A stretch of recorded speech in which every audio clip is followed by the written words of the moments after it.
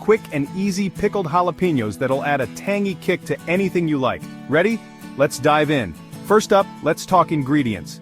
You'll need 10 to 12 fresh jalapenos, sliced into rounds or left whole with stems trimmed. I prefer slicing them, but you do you. Next, grab 1 cup of white vinegar, 1 cup of water, 2 tablespoons of granulated sugar if you want a hint of sweetness, and 1 tablespoon of kosher or pickling salt. Optional, but highly recommended. 2 to 3 garlic cloves, 1 teaspoon of peppercorns, and a teaspoon of oregano, or any herbs you fancy. Alright, let's get these jars ready. Sterilize your jars and lids by boiling them for about 10 minutes. Let them air dry completely. This step is crucial for safe pickling, so don't skip it. Next, it's time to slice those jalapenos. Here's a pro tip. Wear gloves. Trust me, jalapeno burns are no joke. Slice them into thin rounds if you want more heat, or leave them whole for a milder flavor. Now, onto the brine.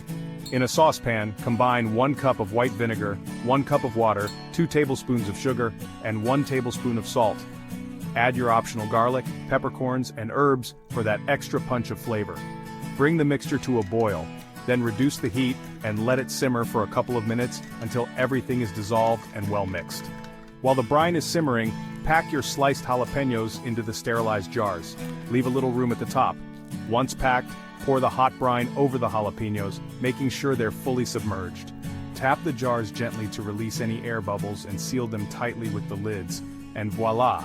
Let the jars cool to room temperature before popping them in the fridge. These pickled jalapenos will be ready to enjoy in just a few hours, but the longer they sit, the better they get. They'll keep in your fridge for up to 3 months, but I doubt they'll last that long.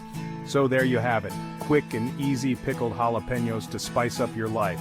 Perfect for tacos, sandwiches, burgers, or just straight out of the jar. Give it a try and let me know how you like it in the comments below. Don't forget to hit that like button and subscribe for more delicious recipes. Thanks for watching and happy cooking. Catch you next time.